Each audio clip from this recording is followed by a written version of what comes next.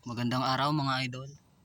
Sa video na ito ay ituturo ko sa inyo yung mga dapat natin tandaan sa pagtatanim ng kamatis.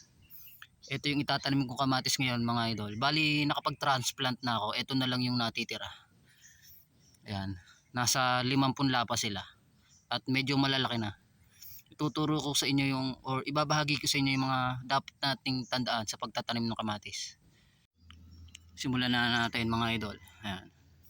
Sa pagtatanim pala ng kamatis mga idol, i-make sure natin yung pagtataniman natin is yung nasisikatan siya ng araw maghapon, kasi gustong gusto ng kamatis yung nasisikatan siya sa maghapon para mas mabilis tumaba yung puno niya, mas mabilis mag-establish yung mga ugat niya, and then lalo kapag namumunga na sila mas kailangan nila yung 8 hour sunlight. Yan. And then sa pagtatanim mga idol, medyo pa-islant dapat yung pagtatanim natin ng kamatis. Kasi dito sa katawan niyan, mag-uugat yan dito, ayan. Sa parting katawan niya. Ayan, kung makikita nyo, meron na nga lumabas na ugat. Medyo pa-islant dapat yung pagtatanim niya. Maulan pala ngayon mga idol. Habang nagtatanim ako, medyo pa-islant dapat yung pagtatanim ng kamatis.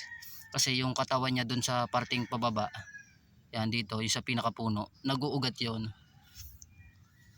Mas maraming iuugat yung katawan ng kamatis, mas masisigurado natin na mabubuhay siya. Kasi minsan or may pagkakataon na yung kamatis nabubulok yung pinaka puno niya or nagkaka-root rot kung tawagin. Yan. Then ito mga idol, ito pa yung isa. Ayun yung nauna natin i-transplant. Then sa pagtatanim pala ng kamatis mga idol, siyempre ang kailangan na pinakaunang kailangan natin tandaan diyan, yung variety na gusto nating itanim. Kasi maraming variety ng kamatis. May maliliit lang na bahagya, may malalaki, may katamtaman ng laki. Nasa sa inyo na kung ano yung kamatis na gusto nyo itanim. Etong variety nito mga idol, Athena tomato yan, mula sa Condor Quality Seeds. Dapat pa-slide yung niya yun. Kasi mag-uugat yan dyan sa katawan.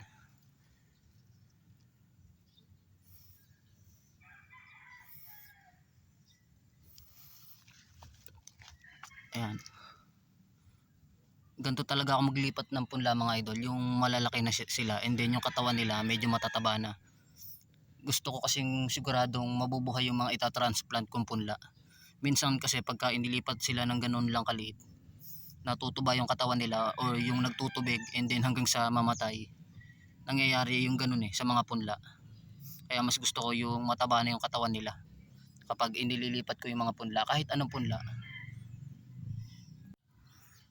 Ayan. Yung kamatis pala mga idol, hindi maselan sa lupa yan, hindi katulad ng ibang halaman. Kaya isa din sa mga kailangan natin tandaan nyo, mahalaga kasi yon. Hindi sila maselan sa taniman na lupa. Ang mahalaga yung pagtataniman natin is may full sunlight nga or 8 hour sunlight. Yung sa maghapon naaarawan siya. And then syempre kailangan mga dapat natin tandaan din natin na kailangan natin mapanatili yung lupa na moisture para hindi natin sila dinidiligan ng dinidiligan. Kasi kapag ang kamatis dinidiligan natin ng dinidiligan, yung pinakapuno niyan nabubulok.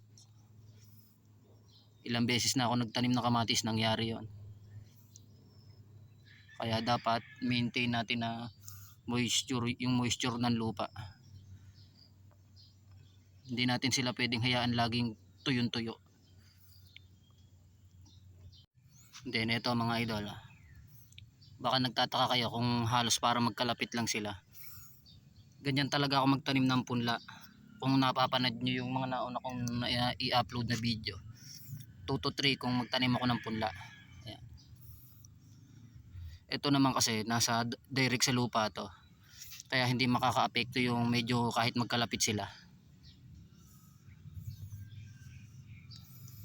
Tsaka nga pala mga idol, yung kamatis pwede natin itanim yan sa malalaking taniman or sa paso or container, plastic container.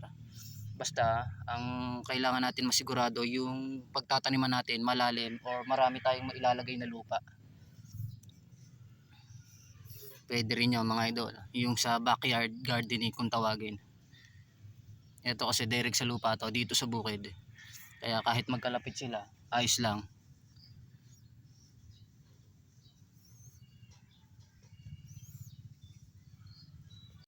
Yan mga idol, last one na to. Siyempre pala mga idol, isa sa mga dapat din natin tandaan na kapag 1 week na nailipat natin yung mga tanim natin punla, mag-apply na agad tayo ng fertilizer para mabilis yung recovery stage nila or mas mabilis na lumaki yung mga katawan nila, yung mga pinakapuno nila. 3 days nga lang dapat mula sa pagkalipat mo ng punla, mag-aabono ka na, magde-drenching ka na ng urea para mas mabilis na yung pag-establish ng puno nila and yung mga ugat nila. 3 days to 1 week after transplanting pwede na tayo mag-abono yon mga idol. Nasa sa inyo na yun kung ano yung pamamaraan nyo, kasi may kanya-kanya tayo ng paraan ng pagtatanim at ng pag-aabono. Ayun lang yung mga pamamaraan ko mga idol, yung sarili kong pamamaraan. Tapos na tayo magtanim mga idol. Sana mabuhay silang lahat. Then ito pa yung mga hindi ko na itatanim ng mga kamatis mga idol, yung mga punla ng kamatis.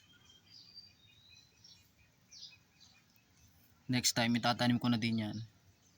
Medyo maliliit pa kasi yung iba. Ito siguro itong malalaki na to, yan, itong mga naunang malalaki na, ta-transplant ko na din yan. Ito maliliit pa kasi itong iba. Ito bali na naman, no?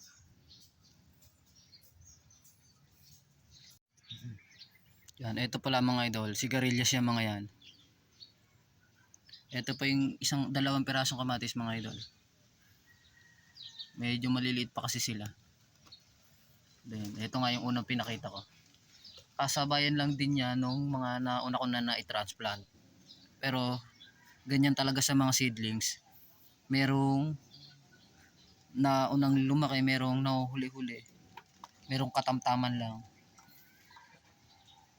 Ganun talaga pagka nagpunla tayo ng mga buto. May mga naunang lumalaki and then yung iba mabagal lumaki. Pagka ganun, ibig sabihin mahina yung pinakapunla niya or yung pinaka seedlings. Kasi yung mabibilis lumaki, talagang magaganda yung pinakabuto noon mga idol.